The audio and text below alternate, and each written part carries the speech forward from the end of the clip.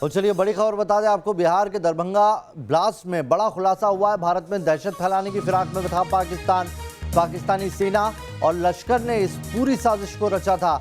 NIA की वकील छाया मिश्रा ने इस बाबत खुलासा किया है। एनआईए रिमांड में चारों आतंकियों से पूछताछ अभी भी जारी है।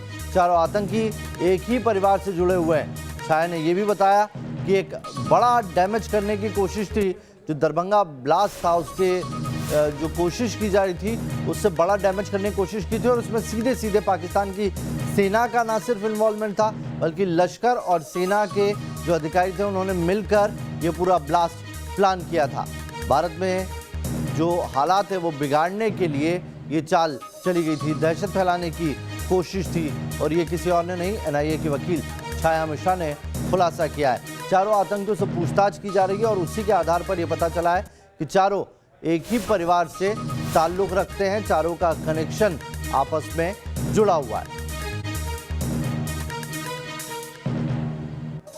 तो बड़ी खबर बता रहे हैं आपको, पाकिस्तानी सेना और लश्कर का इन्वॉल्वमेंट सामने आया है। एनआईए की वकील छाया मिश्रा ने बड़ा खुलासा किया है, जिसमें दरभंगा ब्लास्ट मामले में किस तरीके से जो इस्तेमाल किए गए थे, जो आतंकी पकड़े गए हैं, जो 4 आतंकी पुलिस रिमांड पर हैं जिनसे लगातार पूछताछ की जा रही है, उनसे कई चौंकाने वाले खुलासे हुए हैं। कैसे उन तक ये सारा सामान पहुंचा, ये ट्रेल मालूम करने की कोशिश की जा रही है।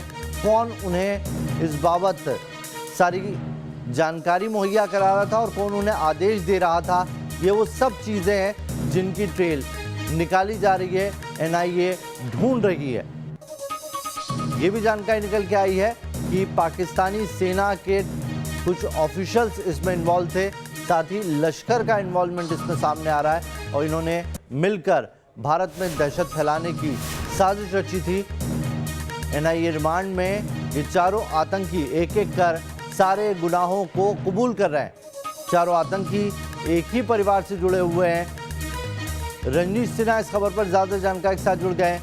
रजनीश, बड़ा चौंकाने वाला मामला, लश्कर के साथ पाकिस्तान की सेना इस पूरे जो उनका सो कॉल्ड मिशन है उसे अंजाम देने की कोशिश कर रही थी, यानी कि भारत में दहशत फैलाने से बाज नहीं आ रहा है। पाकिस्तान दहशत फैलाना चाहता था।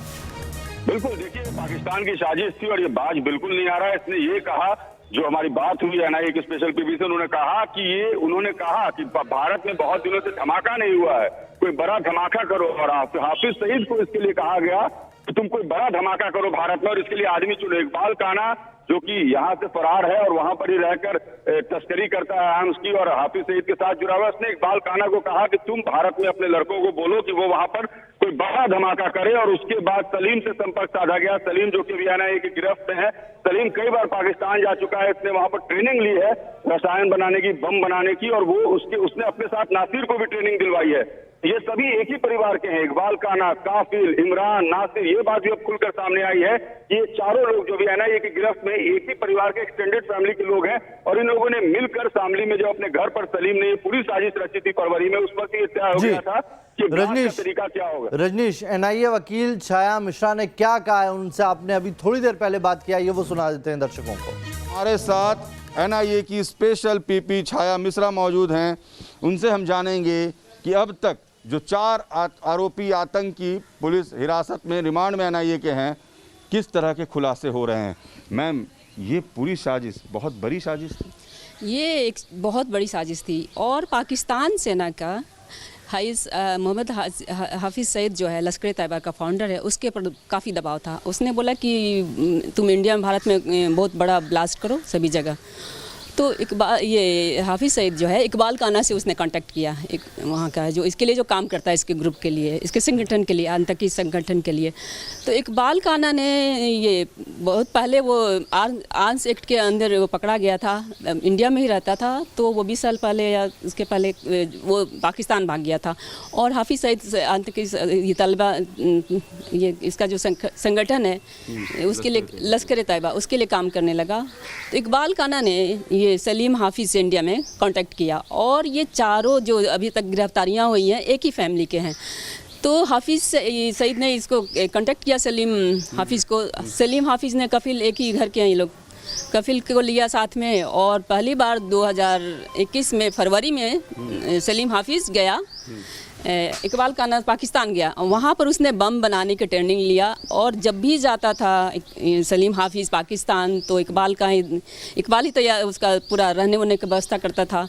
वहाँ से उसने लिक्विड बम बनाने की ट्रेनिंग लेके आई और ऑन द रिकॉर्ड है, अभी 3 बार जा चुका है पाकिस्तान सलीम हाफिज़। और ये नासिर जो है, ये नासिर और ये इमरान जो दोनों भाई हैं, उनको रिक्रूट किया ये सलीम हाफिज़ ने इसके लिए, बम लिक्विड बम ब्लास्ट विस्फोटक के लिए। तो वहाँ से जब आया तो ये लोग रिक्रूट किया बनाने के लिए विस्फोटक। उसमें जो दोनों शामली में दोनों की गिरफ्तारी हो गई। जब यहाँ बम विस्फोटक ये बम का जब दरभंगा स्टेशन पर जब वो मिला तो उसने NIA को केस सौंपा गया। उसके खोजबीन इंस्ट्रोगेशन हुआ तो उसमें ये सलीम और कफील जो है उसका नाम आया। तो इन्होंने दोनों इमरान जो है, इमरान और इस नासिर खान दोनों भाई जो है उनका नाम दिया। तो वहाँ से वो दोनों की, वो चारों की गिरफ्तारियाँ हो चुकी हैं अभी, और तीनों का भी इंट्रोगेशन हो रहा था NIA हेडक्वार्टर दिल्ली में। और ये सलीम हाफिज़ जो है अभी जुडिशियल कस्टडी में था, क्योंकि चूँकि वो बीमार था। तो मैम ये जो चारों हैं, सलीम हैं, इमरान है, नासिर है, काफिल, ये सभी एक ही परिवार के हैं? ये एक ही परिवार के हैं। इनफैक्ट ये इकबाल काना जो अभी है वो भाग गया है पाकिस्तान, क्योंकि आर्मी में वो सप्लाई करता था, फल में टोकरी में फ्रूट्स बेचता था पहले। तो उसने एक बार ये आर्म्स एक्ट के अंदर वो पकड़ा गया था तो भाग गया पाकिस्तान। फिर उससे जुड़ा, वहाँ से ही वो अपनी आतंकी संगठन के ये मोहम्मद हाफिज़ सईद के लश्कर तैयबा के लिए काम करने लगा। फिर उसने कांटेक्ट किया। मतलब एक तरह से ये है कि पाकिस्तान ये चाहता था कि लंबे समय से भारत में चूंकि धमाके नहीं हुए हैं, दहशत नहीं फैला है, तो उसने हाफिज़ सईद के जरिए ये पूरी साजिश उसने रची। बिल्कुल बिल्कुल। और डर है, NIA को आशंका है कि जो यहाँ से जब्ती हुई थी पार्सल बम का, जो दरभंगा रेलवे स्टेशन से लिक्विड जो मिला, उसकी मिलान जो हुआ हैदराबाद में, ये दोनों नसीर और इमरान खान के रेसिडेंस से, आवासीय घर से, वहाँ पर काफ़ी मात्रा में वो लिक्विड वो मिला। तो NIA को आशंका है कि ये लोग ऐसा ही बम, लिक्विड बम और भी कई जगहों पर रखा है उन्होंने छिपा कर। उसकी जानकारी के लिए, उसकी इंट्रोगेशन के लिए काफ़ी खोजबीन हो रही है उसके लिए। अच्छा, और गिरफ्तारियां फ्यूचर में हो सकता है। ये जो छोटी शीशी मिली है, इसके साथ बहुत सारे लिक्विड्स और भी होंगे। लोगों ने अलग अलग जगह पर यहाँ जो शीशी मिली तो उसके आवास पर हैदराबाद में, वो जहाँ रखता था, काफ़ी लिटरेचर मिला आतंकी संगठन का, बम बनाने का ये लिटरेचर सब मिला। तो NIA को आशंका है कि इतने सारे लिक्विड वही मिला, तो ये लोग और भी कई राज्यों में ये लोग दे रहा है, ये छिपा रखा है वैसे ही विस्फोटक करने के लिए। एक तो अभी तेलंगाना हो गया, बिहार हो गया, उत्तर प्रदेश हो गया, ऐसे ही कितने बड़े बड़े राज्यों में आशंका है NIA को कि ये ऐसे ही विस्फोटक होने वाला है या ये लोग करने वाले हैं न्यूचर फ्यूचर में। क्योंकि जो पाकिस्तान सेना का दबाव था ये लश्कर तैयबा के ऊपर, संगठन के ऊपर, तो काफ़ी बड़ा था। तो ये पूरी, और ये इसमें मेन बात है कि इसमें ये फंडिंग 1,60,000 जो है सलीम हाफिज़ के अकाउंट में आया था हवाला से। तो इसमें ये इसका हवाला मनी लॉन्ड्रिंग का भी केस बन रहा है, UPA के भी बन रहा है, रेलवे का भी हमने लगवाया है, सब इतने सारे केसेस बन रहे हैं। सारे केसेस। तो ये मैम जो ये इनकी जो फंडिंग हो रही थी वहाँ से हो रही थी, लेकिन ये जो ट्रेनिंग लिया हुआ था सलीम और नासिर ने पहले से लिया हुआ था। हाँ, इकबाल वहाँ पाकिस्तान में जाके इकबाल काना के अंदर ही लिया ट्रेनिंग बम बनाने के लिए। और जब ये सैकड़ों की जानें चली जाती है, ये बीच में ही होना था। ये तो दोनों जो लिक्विड के मिलान से इन लोगों ने बम बनाया था, लकीली ये सलीम भूल गया कि उसको सॉफ्ट कॉपी रखना। तो देखा आपने किस तरीके से बड़े खुलासे किए हैं NIA की वकील ने। हमारे साथ रजनीश इस वक्त सीधा जुड़ गए। रजनीश, एक बात तो क्लियर है, भारत में अमन सुकून पाकिस्तान के जो अधिकारी हैं सेना के, उनका BP बढ़ा देता है। दरभंगा को या इस लोकेशन को चुनने के पीछे क्या मकसद है, इसको लेके कोई जानकारी निकल के आ पाई?